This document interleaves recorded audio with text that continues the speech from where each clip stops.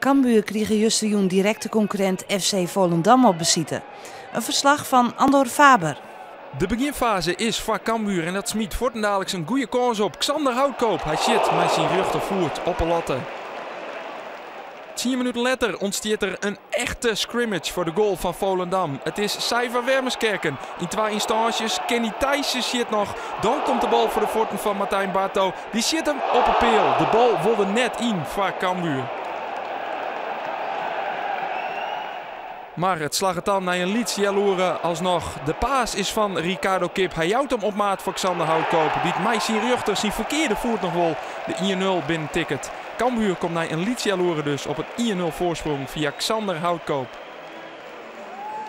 Lang kunnen de Ljouters er alleen nog net van genietje. De voorzet is van Dodeman. Saiva Wermerskerken let net op bij de tweede peel. En Rodney Antwi maakt het een minuut na de 1-0 van Cambuur al de liekmakker. De verdiening van Cambuur stiert net op te letten en Antwi straft dat door. Voor het skoft krijgt Volendam dan nog een goede kans om zelfs op voorsprong te komen.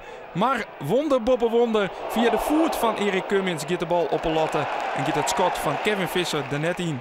Uit de onval die daarop volgt krijgt Daniel Crowley de bal. Die gaat onder de dribbel en die zit de bal in de vierde hoek erin. Het is zijn eerste goal van Cambuur en nog wichtiger, hij zet de Ljouters op een 2-1 voorsprong. Daniel Crowley, hij is blijd met zijn eerste goal van Cambuur. Yeah, of course. It's always nice to get my first goal. I've been waiting a while for it, but it came, and I'm pleased with getting my first goal.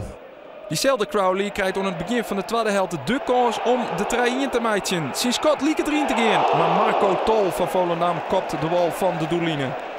Een kwartier voor tijd gaat het dan toch nog mis voor Cambuur. De bal komt bij Nick Dodeman, die had alle tijd om een vastzet te jan. En die vastzet komt op de holle van Anthony Berendstein. Hij wint het duel van Wermerskerken en zet de liekmakker op het scorebord. 2-2 dus toch die lette goal van Berendstein. En daar toch eindigt het duel dus in een liekspul. En een resultaat, het Cambuur net een soort maar opzit. Dat geeft aan dat wij gewoon nog niet goed genoeg zijn om echt een rol van betekenis te spelen in deze competitie zoals het nu is. Nou ja, goed, en dat is nu een conclusie nu. Maar goed, je weet ook niet wat de komende 5 wedstrijden nog gaat gebeuren. Als je wel het voor elkaar krijgt om een wedstrijd naar je toe te trekken, dan kun je nog toewerken naar een mooi slot. Manje speelt Cambuur op een thuiswedstrijd, dan tegen FC Eindhoven.